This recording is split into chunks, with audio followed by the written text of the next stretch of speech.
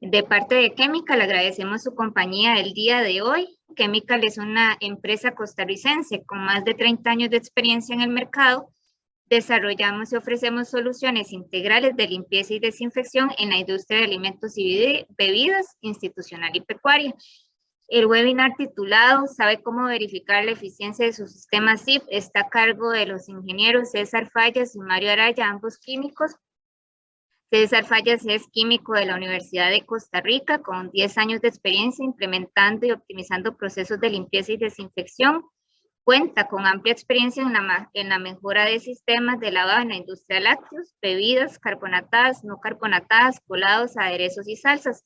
Ha ejecutado múltiples verificaciones en línea con la tecnología Tom Hauser y ha participado en la implementación de unidades SIP en plantas procesadoras de lácteos y colados. Don Mario Araya es químico de la Universidad de Costa Rica con 15 años de experiencia en la industria de alimentos, brindando soporte técnico en la implementación y optimización de procesos de higiene. Ha trabajado en la optimización de más de 20 sistemas SIPs en la industria de alimentos Centroamérica. Ha realizado más de 50 verificaciones con la tecnología Tom Hauser para la optimización de SIPs para diferentes industrias. Ha intervenido en el proceso de parametrización de sistemas SIP en el arranque de más de una docena de líneas de producción y ha capacitado a más de 100 personas en temas relacionados con sistemas SIP. A ambos les agradecemos su presencia hoy y su colaboración con la presente exposición. Les damos la más cordial bienvenida. Adelante, compañeros. Muy buenos días. Bueno, primero que nada, comentarles el objetivo que perseguimos con este webinar es dar herramientas y consejos prácticos para que puedan ser aplicados en la industria de cada uno de ustedes. Y para esto hemos diseñado este webinar considerando 4 temas o temas principales que queremos abordar. Inicialmente vamos a comentar los aspectos básicos de qué es un SIP, la definición, el objetivo, algunos componentes de una unidad SIP y aquellos factores que van a determinar la efectividad de un lavado en sitio. Además, vamos a abordar cuándo y qué pasos seguir para yo revisar unas tuberías, un circuito de lavado por recirculación. También vamos a comentar sobre los parámetros más importantes y aquellos parámetros determinantes para obtener el mejor rendimiento de nuestra rutina de lavado por recirculación. Y finalmente vamos a comentar algunas técnicas para evaluar la eficiencia de ese lavado, desde la microbiología hasta la tecnología de verificación en sitio Tom Hauser. Bueno, primero que nada, ¿qué es un SIP? Bueno, es la limpieza de un circuito de tuberías, tanques, equipos, válvulas, bombas, todos estos componentes que no necesitan un desarmado o abrirlos o esta necesidad de desarmarlo es mínima. Al igual que en intervención por parte del operador, se busca que sea un proceso lo más automatizado posible.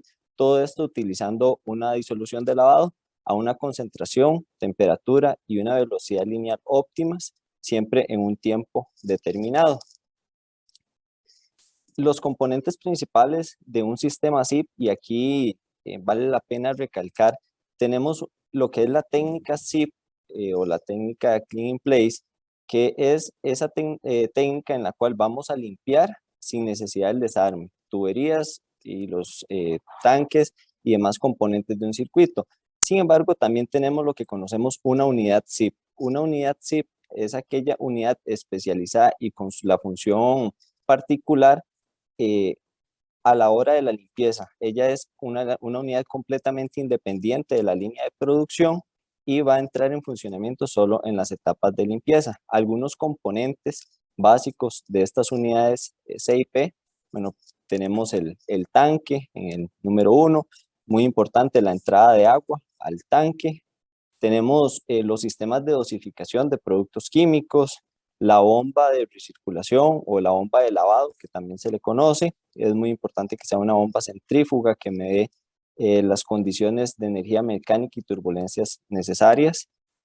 Tenemos también lo que es el intercambiador de calor o en algunos sistemas también los tanques vienen con una chaqueta donde se inyecta el vapor directamente. Acá lo importante de este componente es aumentar la temperatura de la disolución de lavado. Tenemos las tuberías de envío y retorno. Además, la válvula de drenado, que es la válvula que nos va a indicar si enviamos ya sea los enjuagues principalmente al drenaje o si lo recuperamos y lo recirculamos en el tanque de abastecimiento. Esto podemos decir que son los componentes básicos. Además de esto, hay otra serie de componentes, bueno, muy importante, el controlador, que es esa computadora donde vamos a poder parametrizar los tiempos, temperaturas de nuestro procedimiento de lavado, y también podemos contar ya en sistemas mucho más automatizados con sensores de conductividad y temperatura, los cuales de manera automática van a tomar la decisión si lo que está pasando por allí es agua que vaya para el drenaje o si es producto químico para recuperarlo. Unidades SIP hay de diferentes tamaños y configuraciones. Esta que ustedes pueden ver acá es una unidad sencilla, podemos decirlo, de un solo tanque. Sin embargo, podemos tener configuraciones de hasta 5 tanques, donde vamos a tener un tanque para el producto alcalino, un tanque para el producto ácido, un tanque para desinfectante y un tanque para el agua potable y otro tanque para agua recuperada. Esta agua recuperada normalmente son las aguas de enjuague del producto alcalino, que las vamos a usar posteriormente para el enjuague inicial del siguiente lavado. Estas configuraciones, como les comentaba, bueno, van a depender de las particularidades que tenga cada uno de los procesos a los que vamos a implementar la unidad SIP.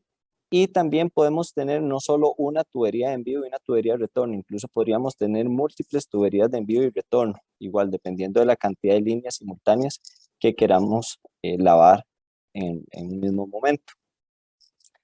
El objetivo que perseguimos con la técnica de limpieza en sitio es eliminar la suciedad en un sistema cerrado. Todo esto, como lo mencionaba anteriormente, utilizando productos químicos, una temperatura y un flujo. Y lo más importante que se busca acá es tener resultados que sean consistentes y repetibles en el tiempo. Por eso buscamos una estandarización y automatización, ya que no podemos estar revisando con tanta frecuencia cómo quedan las tuberías en su interior o los tanques lavados después de cada proceso. Sí necesitamos garantizar que la estandarización de cuando hacemos nuestras etapas de validación y verificación, que más adelante vamos a ampliar, que eso sea repetible en el tiempo, que los resultados que obtenemos hoy, si seguimos aplicando el mismo procedimiento, los podamos conseguir de manera sistemática. Algunos factores, o más bien los factores que determinan la efectividad de la limpieza en sitio son estos 4 y que vemos acá. El primero es el tiempo. El tiempo va a estar determinado por el tipo de depósito, el diseño del equipo y la temperatura o el agente de limpieza. Entonces, acá, ¿cuál es? Bueno, tipo de depósito, ¿por qué?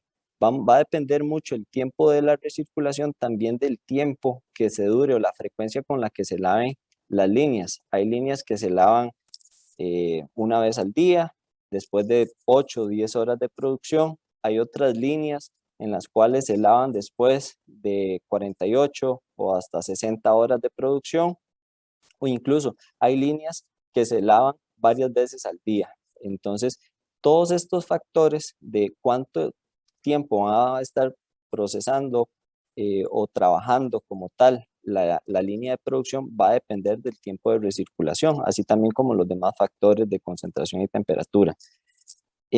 Con el diseño del equipo, muy importante tomar en cuenta las rutas que tengan el circuito. No es lo mismo si es una ruta sencilla o 2 rutas nada más, así tuviese varias rutas por las cuales todas debe pasar la disolución, entonces ahí el tiempo también se puede alargar la cantidad de bypass que tengamos.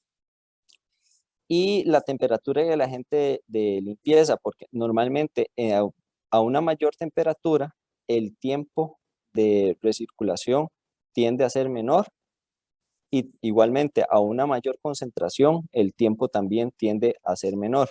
Solo que, bueno, aquí es donde entra en juego el factor costo-beneficio de aumentar una concentración para reducir el tiempo, ¿verdad? Que tanto poner en la balanza ambos aspectos. El siguiente factor que vamos a comentar es la temperatura. La temperatura está determinada por el tipo de depósito y el agente de limpieza. Normalmente bueno, la teoría y la práctica también lo que nos hace ver es que los productos alcalinos son más eficientes con la temperatura. A una mayor temperatura aumenta la eficiencia y la temperatura quizás es uno de los factores más críticos de todo estos que estábamos comentando. La temperatura podemos decir que no es negociable, ya que, bueno, en los casos donde necesitamos calentar los alcalinos, sí es muy requerido tener temperaturas más altas. La temperatura ambiente, normalmente la eficiencia de estos productos es muy baja. La temperatura recomendada en la mayoría de los procesos de los productos alcalinos es por encima de los 70 grados, entre 70 y 80 grados es el valor ideal.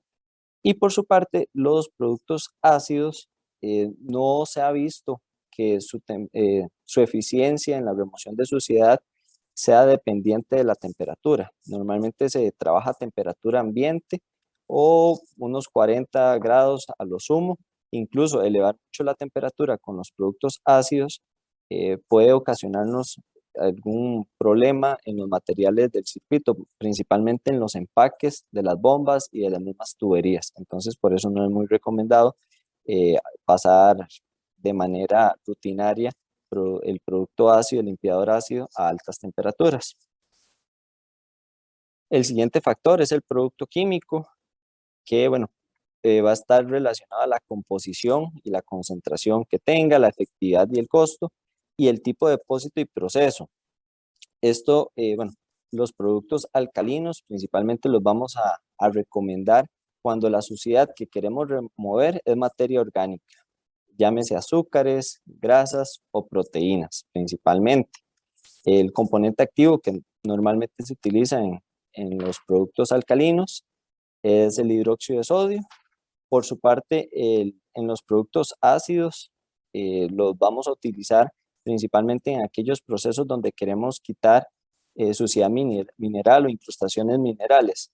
Dos son los ejemplos más particulares: la piedra de leche en la industria láctea, o en la industria de bebidas es muy común la, la calcificación por la dureza del agua también. Entonces, normalmente estos son los tipos de industrias que utilizan el limpiador ácido. Adicionalmente, podemos tener también lo que son desinfectantes, que su uso, como sabemos, es para eliminar los microorganismos o reducir la población de microorganismos que hay sobre las superficies. Y los ingredientes activos que principalmente se utilizan son ácido peracético e hipoclorito de sodio. También en productos químicos, últimamente se ha ido hacia la tendencia de usar productos enzimáticos, en los cuales la temperatura juega un papel importante. Ya ahí no estamos hablando de temperaturas tan elevadas de 70, 80 grados, sino más bien ahí hablamos de temperaturas cercanas a los 45, 50 grados, porque al ser enzimas, ellas se degradan a temperaturas muy elevadas. Entonces, bueno, los enzimáticos también juegan un rol importante. Normalmente, como les decía anteriormente, a una mayor concentración vamos a tener quizá una mayor rapidez en el lavado, pero eso también nos va a aumentar los costos. Entonces, por eso es muy importante buscar las condiciones más óptimas de concentración, tiempo y costo que se ajusten tanto a nuestro presupuesto como al proceso que tenemos. Algunas características de estos productos que se utilizan o aditivos que se utilizan para una limpieza en sitio es, bueno, debe tener un alto poder de remoción de la suciedad que queremos, ya sea suciedad orgánica o mineral. No debe o debe generar muy poca espuma, por eso los ingredientes activos que les comentaba anteriormente. El tema de la espuma principalmente es durante la recirculación, que podríamos llegar a presentar si se nos genera mucha espuma, temas de cavitación en las bombas y puede llegar a dañar estos componentes. Idealmente no debe ser sensible a la dureza del agua. Muchas veces estos iones que forman o que están presentes en el agua pueden llegar a inactivar o a disminuir la eficacia de los componentes, ingredientes activos de los limpiadores. Debe ser seguro para los materiales o la infraestructura por donde va a pasar e idealmente, ahora pensando en un tema de sostenibilidad, que estos productos causen el menor impacto posible sobre las plantas de tratamiento de las industrias, ¿verdad? Porque son normalmente grandes volúmenes de agua los que van a dar allí después de cada lavado por recirculación. Y el último factor que determina la efectividad de un SIP es la acción mecánica. Que la acción mecánica está relacionada con el caudal y la velocidad del flujo y también con el diseño higiénico, lo que nosotros conocemos como la cobertura de la disolución. Como pueden ver en el cuadro que aparece en la diapositiva, la temperatura ideal y recomendada para los procesos de lavado anda entre 1.5 y 2 metros por segundo. ¿Y por qué esta velocidad? Bueno, se ha demostrado tanto experimental como teóricamente que la tasa de remoción o la eficacia para remover suciedad es mucho mayor y los tiempos se reducen drásticamente comparado a usando velocidades, por ejemplo, de 1 metro por segundo. Ahí ustedes pueden ver que a una velocidad de 1 metro por segundo, la tasa de remoción es, bueno, una décima parte de si usáramos una velocidad de 1.5 o incluso es una centésima parte si usáramos a una velocidad de 2 metros por segundo. Y el tiempo también se ve drásticamente afectado.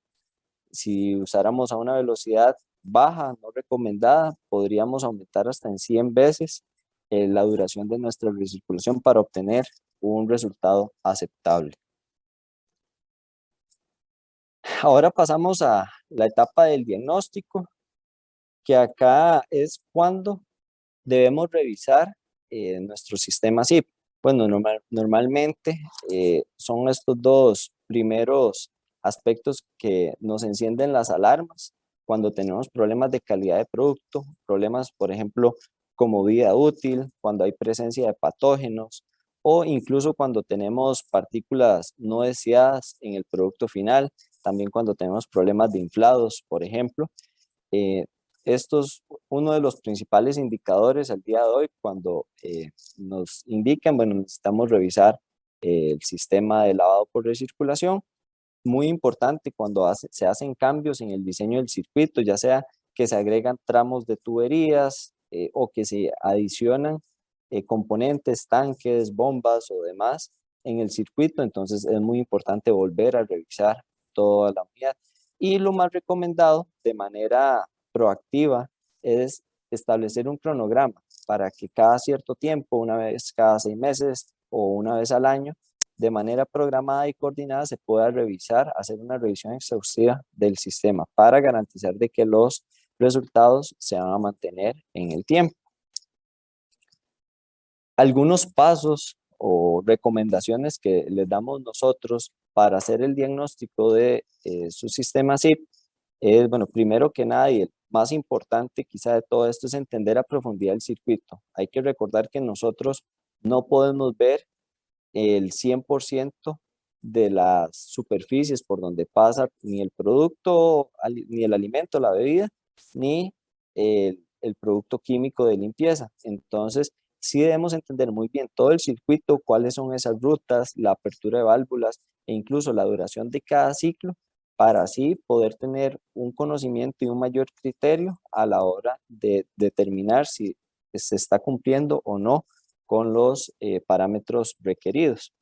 Es muy importante también hacer un inventario del diseño del circuito. Esto es una revisión externa, podríamos llamarlo así, de puntos muertos o incluso puntos ciegos en tanques, aquellos tramos que tenemos sospechas que pueden quedar mal lavados por un tema de algún diseño en U, formas tal vez no higiénicas de diseño o incluso anillos de suciedad en los tanques.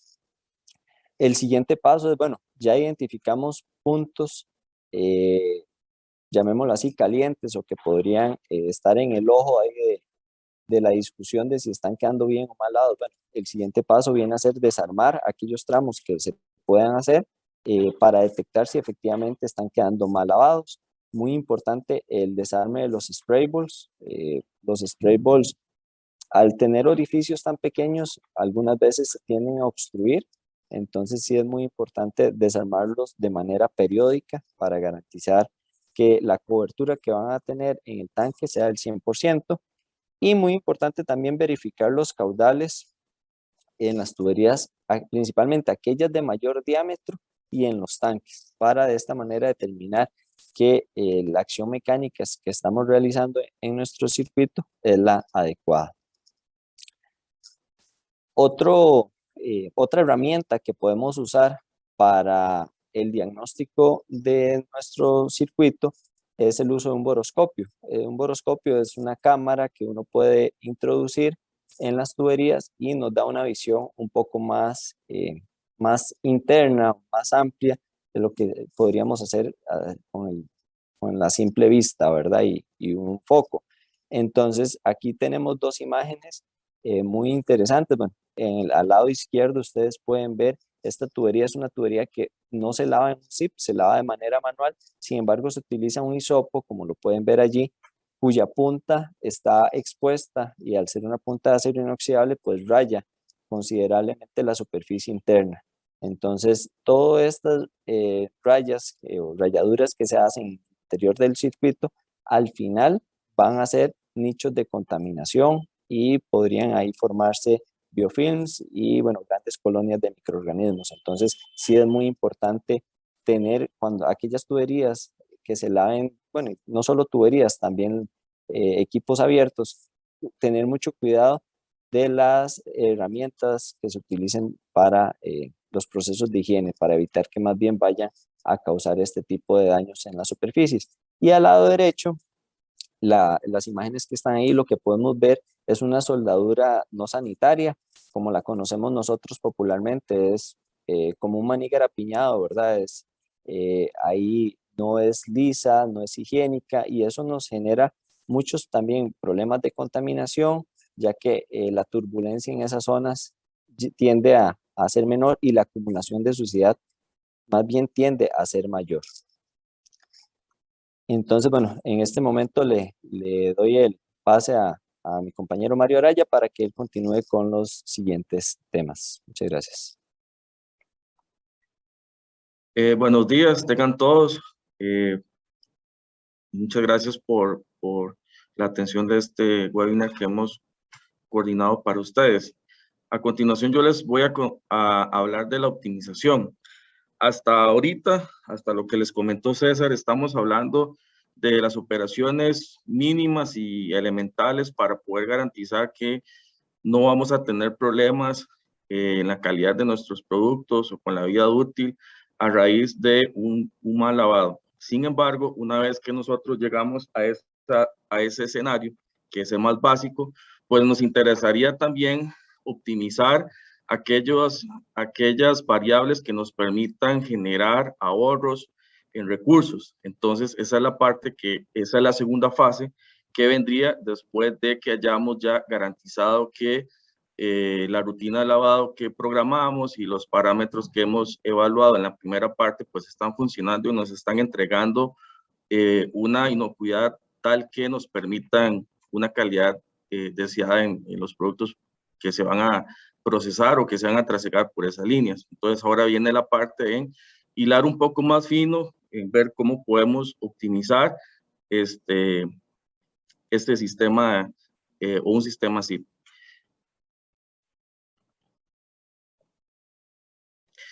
Muy bien. Una de las cosas importantes a optimizar, y como les comentó César al inicio, lo que estamos tocando aquí son los temas más elementales y más básicos que al día de hoy ustedes podrían llevarse como un baúl de herramientas y que pueden implementar inmediatamente.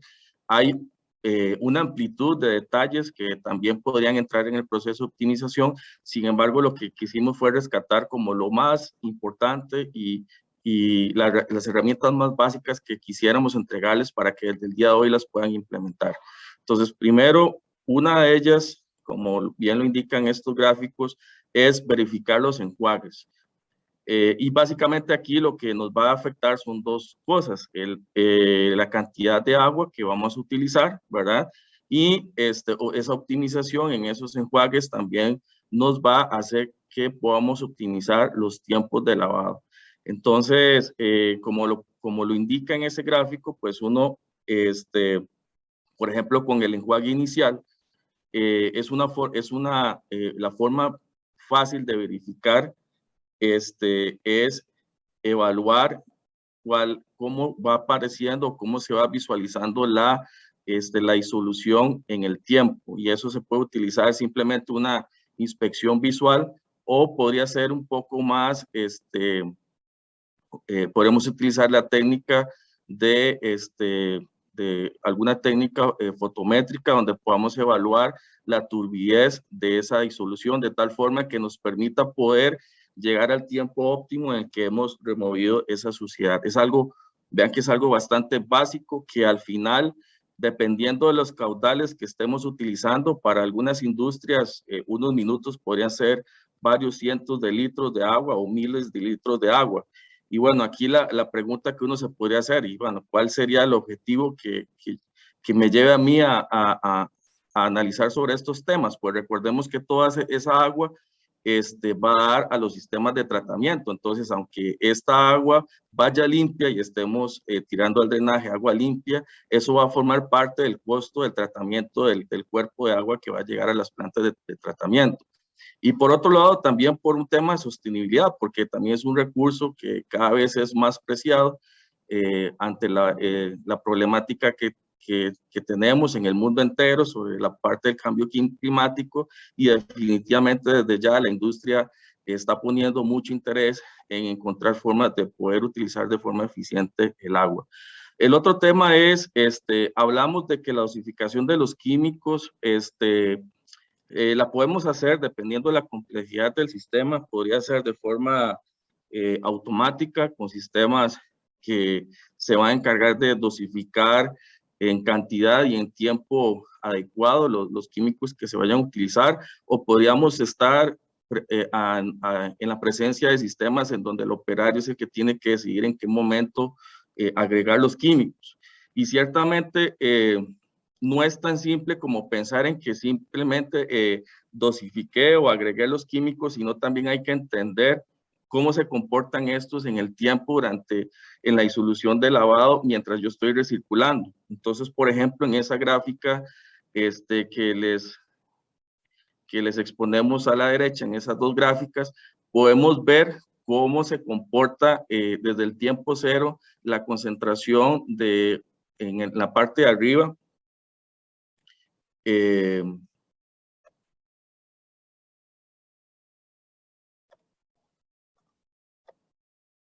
Disculpen, me tuve que atrasar una lámina.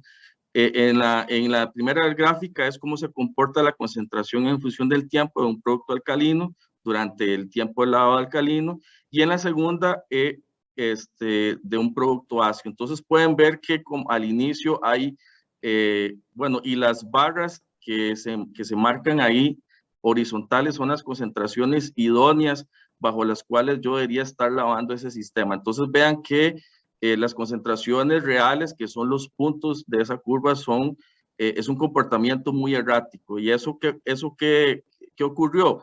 Que la dosificación se hizo manual en este circuito en particular, y entonces lo que hicimos fue que en el tiempo cero generamos una muy alta concentración en un tiempo determinado, y esta medida a medida que transcurrió el tiempo de lavado, pues se fue homogenizando hasta llegar al tiempo de lavado, en donde vemos que ya logramos después de un cierto tiempo meterlos en los parámetros que se recomiendan. Entonces, vean que esto es importante, no es solo agregar los químicos, sino que también encontrar la forma inteligente de cómo dosificarlos. Entonces, bueno, ¿cómo hacer en este caso puntual? Pues entonces no agregar los químicos de una sola vez, sino de forma paulatina, de tal forma que yo pueda garantizar la mayor homogeneidad durante todo el tiempo de lavado, porque efectivamente eso va a afectar sobre la calidad de la limpieza del sistema. Entonces vean que es algo muy simple que uno puede detectar que podría estar trayendo problemas con la calidad de lavado del sistema. Otro tema importante a optimizar son los tiempos de los enjuagues intermedios. Cuando yo paso en aquellos casos donde tenga una rutina de lavado que involucre el uso de un producto ácido un producto alcalino, necesito hacer esos enjuagues intermedios. Bueno, entonces la pregunta aquí vendría es, ¿cuál es la cantidad idónea o cuál es el tiempo idóneo de esos enjuagues? Entonces algo muy simple como durante los tiempos de esos enjuagues empezar a tomar una serie de muestras de tal forma que yo pueda medir algo muy fácil que normalmente en todas las plantas se puede medir, que es el pH, ya sea con un equipo, como un equipo para medir esta variable, o simplemente con las cintitas para medir pH. Entonces vean que ahí abajo en esa lámina se muestra cómo se fueron tomando muestras y vean que a medida que va pasando el tiempo, las muestritas, aquellas que se ven púrpura es porque tienen un pH superior a 7, hasta llegamos a muestritas en donde ya básicamente no hay ningún viraje, en este caso de la fenolftaleína. Entonces vean que ahí pudimos optimizar considerablemente, el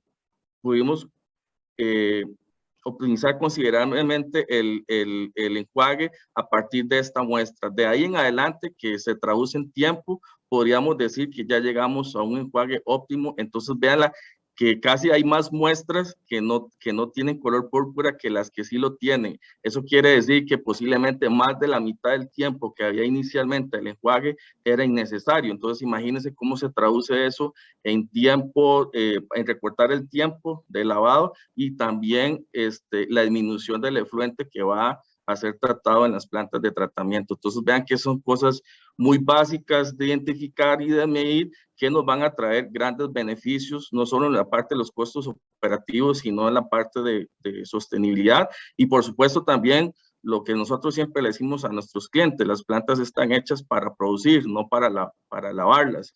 La limpieza es una necesidad inherente del giro de negocio, pero al final lo que uno quisiera es pues tener más disponibilidad de tiempo para producir. Llegar a la optimización de esos tiempos definitivamente va a entregar más horas de producción a la planta. Este es otro tema bastante frecuente, que son César ya se los comentó al inicio, la presencia de anillos de suciedad en los tanques. Eso es algo muy fácil de detectar y eso se debe a varias cosas. Por ejemplo, la primera, ya César se los comentó, un spray ball que tenga alguna obstrucción, porque se pasó algún tipo de suciedad por ahí, puede llegar a formar ese tipo de anillos. Y el otro tema común es que no hay un balance hidráulico adecuado entre lo que entra al tanque versus lo que sale, de tal forma de que el tanque durante la limpieza se empieza a inundar y toda aquella superficie que esté por debajo del nivel de la disolución de lavado va a quedar mal lavado. O sea, de hecho no se va a lavar porque la técnica o el principio bajo el cual se basa la limpieza de un tanque es que los chorritos que salen del spray ball puedan chocar o impactar cada una de las superficies expuestas del tanque. Entonces ustedes podrán entender que todo aquello que esté por debajo del nivel de una disolución no estará o no recibirá ese choque de esos chorritos que salen del spray ball, que al final son los que hacen la acción mecánica y entonces no se ejecuta un lavado óptimo. Entonces es algo muy frecuente que en este caso, si es un balance hidráulico, lo que hay que entender es cuáles son las bombas correctas que tienen que estar a la salida del tanque de tal forma que yo pueda mantener un volumen lo más bajo posible. Ok, ahora hablamos ya de técnicas simples de cómo evaluar el desempeño de un sistema SIP, y necesitamos entender qué cosas puedo medir para que una vez que yo haya hecho algunos cambios en algunas variables, yo poder verificar que verdaderamente me está entregando una limpieza adecuada. Entonces, por eso aquí hablamos de la evaluación, de cuáles son las herramientas, las técnicas que utilizamos para saber que lo que debería estar limpio realmente lo esté.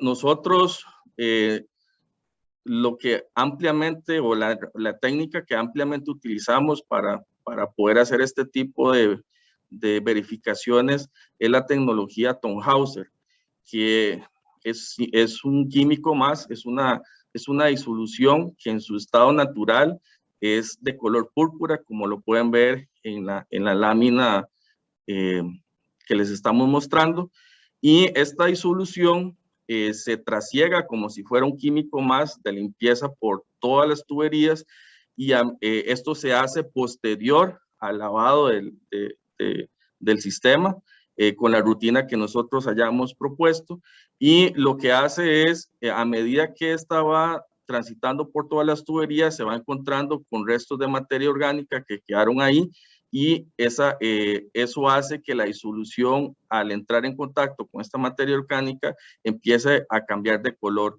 de tal forma de que pase de tonalidades de un púrpura. La segunda fase es un verde, en donde todavía tenemos capacidad oxidante de esta disolución, hasta llegar a un amarillo, en donde ya agotamos toda la capacidad oxidante de la disolución.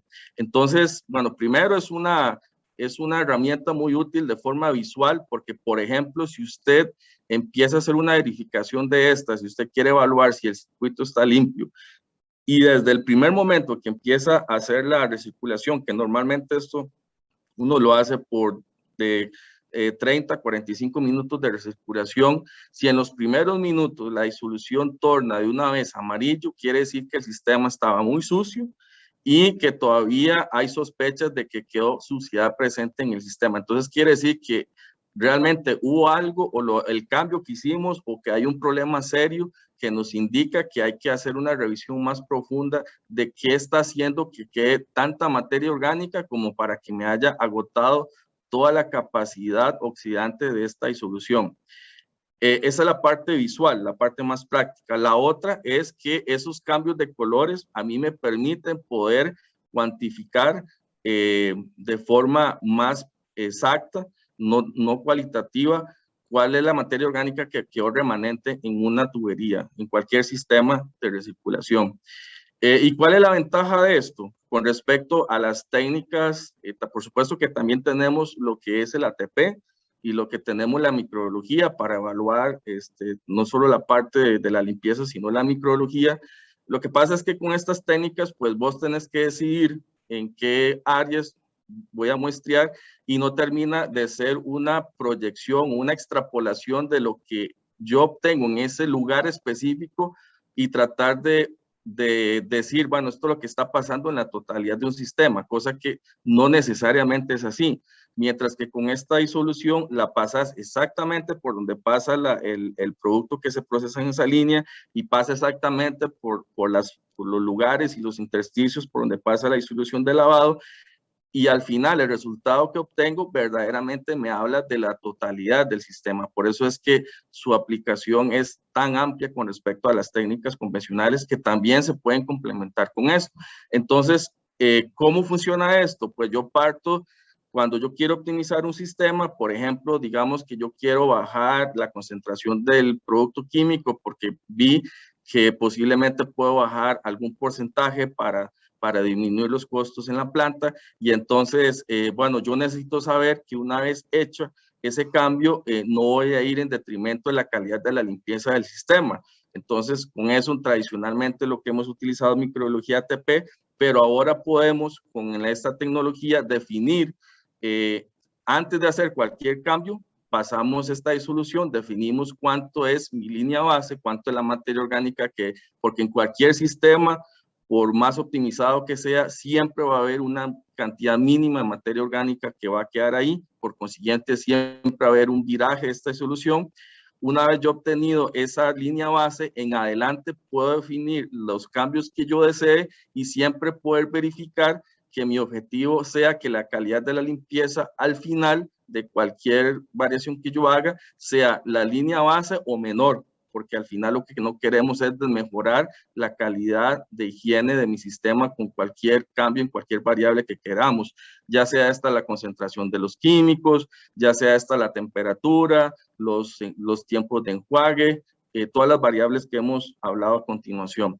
Y bueno, y esto se hace con un equipo que es portátil, que uno lo lleva a planta y que ahí de hecho usted obtiene in situ los resultados de cómo fue su verificación en el momento, cosa que tal vez con la microbiología tenés que esperar unas cuantas horas o días para tener esos resultados. Entonces, pues nosotros lo que hacemos o lo que recomendamos es utilizar esta técnica como la técnica titular y las otras tradicionales, emplearlas como complementos de mi proceso de verificación.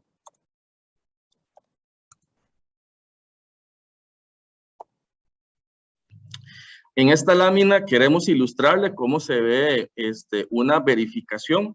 De izquierda a derecha podemos ver cómo se comporta el viraje de la disolución en un sistema que se estuvo evaluando para poder optimizar las variables que ya hemos comentado que están llamadas a modificar para optimizar. Entonces pueden ver que en el tiempo cómo se ve, cómo va virando la disolución a medida que esta va o se está recirculando por el sistema, donde empezamos en un tiempo cero, donde tenemos un blanco, donde no hay viraje y caminamos en 10 minutos y 20 minutos y vemos cómo la disolución va cambiando. Abajo pueden ver los reportes de una vez de concentración de materia orgánica que vamos registrando a medida que vamos tomando muestras en el tiempo.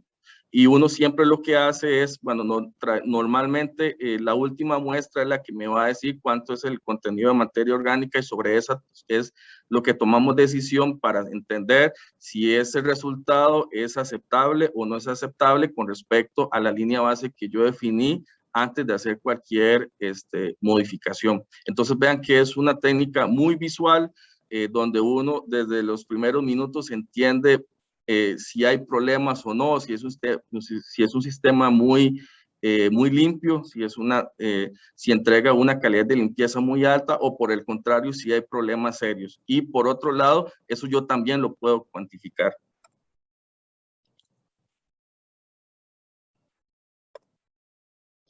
Este es otro caso bastante muy puntual y muy importante. A veces tenemos líneas de proceso muy largas donde se hace retador saber dónde hay un problema de contaminación.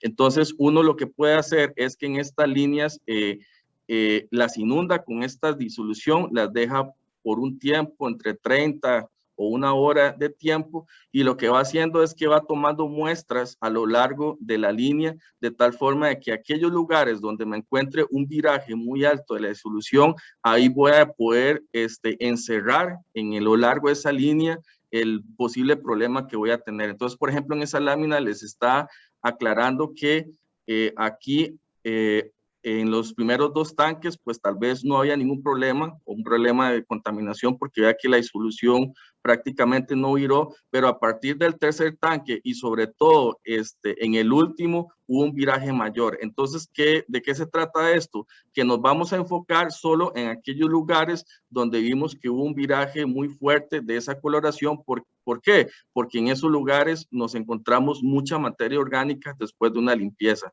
Entonces, imagínense en tuberías de decenas de metros, inclusive de cientos de metros, donde hay muchos equipos, donde tal vez para poder llegar puntualmente al problema podemos tardar muchas horas o quizás días.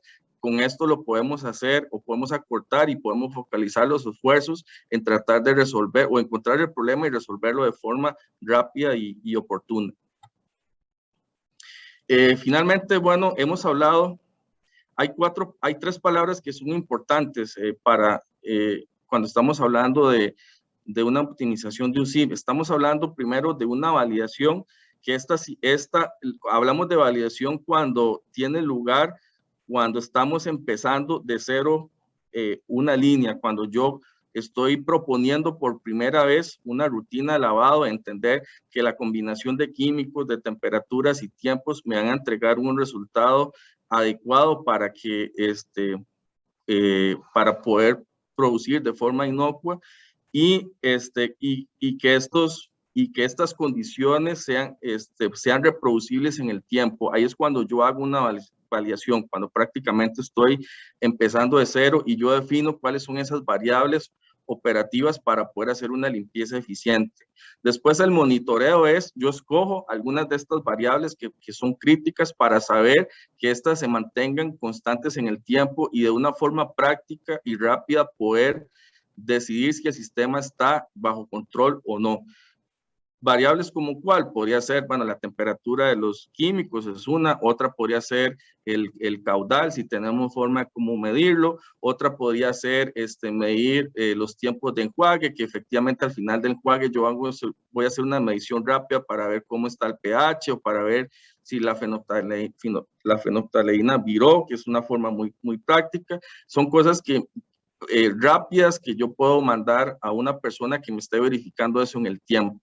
Y la verificación la hago cuando yo básicamente lo que hago es escoger ciertas variables que las vuelvo a medir para verificar que todas aquellas situaciones que yo medí y que aseguré durante la validación sigan estando presentes en el tiempo. Entonces estamos hablando que, por ejemplo, si yo arranqué con una validación, voy a hacer una verificación dentro de un año o dentro de 2 años. Eso va a depender pues de cada empresa y del proceso, la frecuencia con la que yo hago, y básicamente lo que ando buscando es que esos resultados sigan siendo consistentes y reproducibles en el tiempo. Y nosotros a continuación les preparamos una tabla práctica de poder entender cuáles son aquellas variables que yo voy a medir en una validación, en un monitoreo o en una verificación. Entonces, por ejemplo, vean que en lo que es la verificación, hay varios aspectos que son obligatorios, que hay que medir para poder decir que yo voy a validar un sistema SIP, y hay algunas cosas que son recomendadas y hay otras cosas que son pues deseables, ¿verdad? Entonces vean que, por ejemplo, cuando yo voy a validar, debo tener un entendimiento profundo del sistema, debo hacer un inventario de las secciones potencialmente mal lavadas en el inicio, debo hacer una medición de los caudales, debo hacer la confección de la rutina de lavado. La rutina de lavado nosotros le llamamos a la combinación de los productos, la secuencia en la que estos van entrando al sistema y los tiempos y temperaturas que se utilizan con cada uno de estos químicos durante el lavado. Después estamos hablando de medir las concentraciones, eso hay que definirlo durante la validación, los tiempos, el pH de los enjuagues, la comprobación visual de que no hay suciedad, y después viene la parte de muestreos microbiológicos de ATP que son recomendados pero no obligatorios. Después está la parte de la verificación con la tecnología esta Thomhauser, y después está la determinación de la línea base. O sea, una vez que yo definí y validé todas estas variables, yo necesito saber cuál es mi línea base, o sea, cuánto es la materia orgánica que queda remanente después de que yo hago una limpieza bajo bajo la rutina que definí en esta validación. Y después vienen ensayos de reproducibilidad. ¿Esto qué significa? Que siempre esta línea base, que siempre me la entregue o que siempre sea similar en el tiempo, con diferentes operarios en diferentes momentos, con diferentes productos. Eso es sumamente importante. ¿Por qué? Porque eso nos va a hablar de la robustez de la rutina de lavado que yo estoy proponiendo para este SIP. Después viene la parte del monitoreo que yo les comenté. Uno toma algunas variables con las que puede utilizar para estar midiendo de forma rutinaria, como podría ser la concentración de los productos, o podría ser una mera inspección visual de que las partes más complicadas pues estén quedando bien lavadas. Y por último vienen los variables que no son negociables medir en un proceso de verificación, y las que son deseables o las que no son necesarias. Por ejemplo, en una verificación ya el entendimiento del circuito o el inventario de las secciones, a no ser de que haya existido una remodelación, una ampliación grande, en donde definitivamente habría que empezar a hacer una validación. Si hay una modificación grande de la línea, pues ya en una verificación, si eso no ha existido, no es necesario hacerlo. O por ejemplo, la confección de la rutina ya se hizo durante la validación, y en esta lo que hacemos nada más es volver a verificar que los caudales son los que fueron cuando validamos el sistema, o los pHs de los enjuagues. Y también una de las cosas más importantes es que la línea base se siga manteniendo en el tiempo, o sea, que después de un año de trabajar bajo diferentes condiciones, yo siga obteniendo esa misma línea base, porque eso es lo que me va a decir si el sistema está o no bajo control. Y ahí es donde me va a arrojar luces para volver a revisar a profundidad, o simple dar un check de que todo esté bien.